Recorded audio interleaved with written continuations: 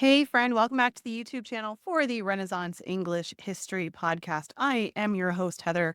I've been podcasting on Tudor England since 2009 with my show, making it the original Tudor History Podcast. This channel is where I put all of my episodes from all of my shows, as well as tons of extra content like this video right here. Today is the winter solstice, and we are going to talk about how our Tudor friends would have been marking that day, what they might have done. Are you off to any solstice celebrations? I would love to know. Leave me a comment and tell me. So let's get right into it. But before we do, if you want to see more Tudor history in your YouTube feed, and I mean like duh, just go ahead and hit subscribe right now so you never miss a video I put out. All right, so December 21st, it's the winter solstice. It's when the days in the Northern Hemisphere, at least, start to get longer, the longest night of the year, the shortest day, all of that. It is, for our Tudor friends and for us today, a time of reflection, of ritual, and in Tudor England, a little bit of storytelling.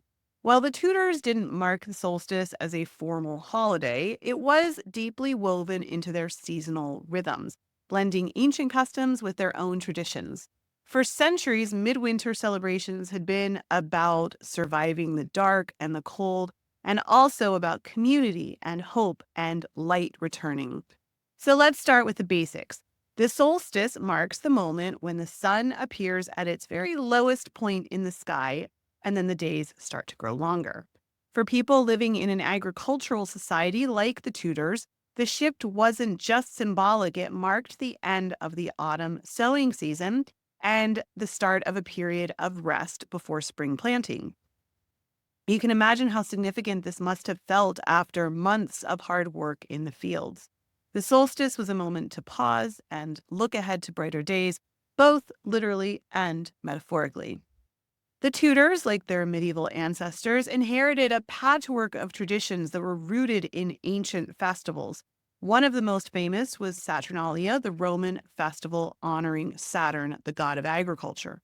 Saturnalia was a week-long extravaganza of feasting and gift-giving and role reversals, servants dining at masters' tables, things like that. The Tudors didn't celebrate Saturnalia, that was a Roman thing, but its echoes were still present in the midwinter festivities, particularly the feasting and the merrymaking and the role reversal with characters like the Lord of Misrule.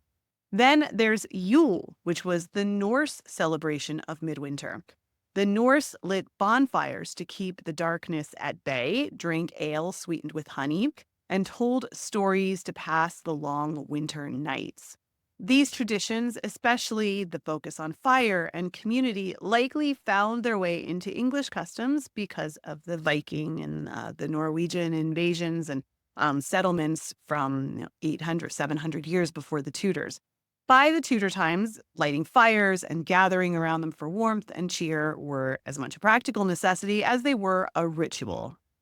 One of the most enduring solstice customs was the lighting of bonfires. Fire had long been seen as a symbol of the sun's strength, a way to call back its warmth and light in the darkest part of the year. In Tudor England, bonfires were communal affairs bringing together villages or entire neighborhoods. The fires were symbolic, a way to mark the transition from darkness back to light. And I mean, to be honest, who doesn't love a good bonfire? I love a good bonfire on a cold December night. Here where I live, there's a living history museum that does Christmas bonfires, and you gather around and sing Christmas carols. It's super fun. I really enjoy that. The tradition of bonfires goes back to ancient practices of honoring the unconquered sun. It's a way of reminding everyone that even though the nights are long and cold and dark, the sun will return. The sun is unconquered. In a society where people rely so much on the natural world, the symbolism was not lost on the Tudors. The long, dark nights also would spark the imagination. It's widely believed that the veil between the worlds of the living and the dead was at one of its thinnest periods during this time. Of course, All Hallows, it was also quite thin, but during solstice periods, it was also very thin. So spirits, both good and bad, would be roaming the earth more freely during this time. So you might want to avoid graveyards tonight if that freaks you out. The custom eventually became associated with Christmas Eve storytelling, which is a tradition that we see echoed in more modern things like A Christmas Carol. Telling ghost stories wasn't just about scaring each other, it was also a way of connecting to the unseen and honoring The mysteries of the season, O Manu Mysterium. In a world lit only by firelight, with the howl of the wind outside and the shadows dancing on the walls, it's no wonder that the Tudors found so much inspiration for their eerie tales. For the Tudors, and for us, this is also a moment to reflect on the cycle of life and the passing of seasons. This was especially meaningful in a society that was so deeply tied to the land. The autumn sowing season had ended. The solstice was this pause before the next great labor of spring planting. It was a chance to rest, to share food, and to look forward to the coming year. This connection also carried a sense of spiritual wonder. The Tudors saw God's hand in the turning of the seasons, and the solstice reminded them of the balance between lightness and darkness, death and rebirth. Even as Christianity dominated the religious life, these natural rhythms, rooted in very ancient pagan beliefs, remained a very strong source of meaning for people, as I think they do today for people too. It's just kind of like a universal thing, isn't it?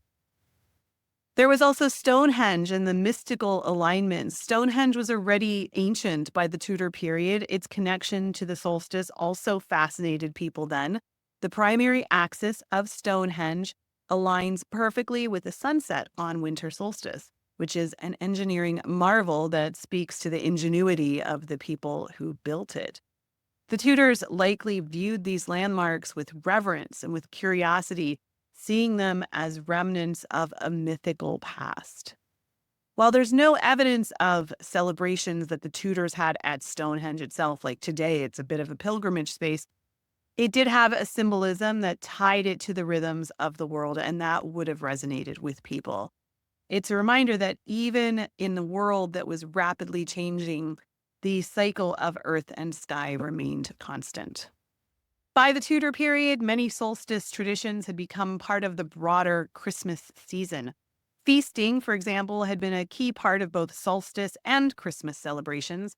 Livestock had been slaughtered about 6 weeks before to avoid feeding the animals through the winter, and households would have an abundance of fresh meat.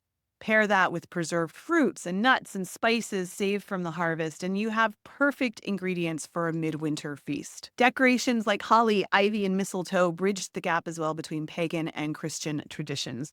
These evergreens symbolized eternal life and had been used in solstice decorations and celebrations for centuries. The Tudors adapted them for their own Christmas celebrations and decorations, creating a visual link between old beliefs and their new faith. In fact, some churches actually didn't like using mistletoe and holly and ivy because they thought it was too pagan, but most people were cool with it. Above all, the solstice is a time for hope. As the days grow longer, people begin to look forward to the return of the warmth and the light and the rebirth of spring. For the Tudors, this anticipation was practical. Spring brought new crops, new lambs, new opportunities, and a reminder that life, like the seasons, is always in motion. It's supposed to snow today, and I'm really excited. We're not going to get much, and it's not going to lay, I don't think. But I'm still super excited. What is it about snow that just turns everybody into like a 10-year-old kid? I swear, I'm more excited about the snow than my daughter is. And so I don't know. I was just looking out the window and I was looking to see if it started. There's like that anticipation. I was like looking at the radar and it's like an hour away. And I'm like, ooh, I need to make some hot chocolate and get ready. And anyway, there you go. And my dog is resting. Like, I swear the level of coziness and hygge that I've got going on right now, you guys, it is off the chain. I hope that whatever you are doing for the solstice, you've got a high level of hygge and coziness and peace and comfort and joy and all of that. So thanks for being here. If you made it this far in the video and you enjoyed it, I sure would appreciate a press of that like button. Helps to feed the algorithm and get our content to even more people. And I hope I earned your subscription to my channel where I put out content like this like all the time. If you want to keep binging on Tudor content, here's a fun episode I did many years ago on how the Tudors saw their own history, which is quite fun. And here's a video that YouTube thinks you'll enjoy.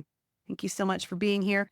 You are deeply loved. Please remember that. I am so glad I am sharing this planet and this solstice with you at this moment in time.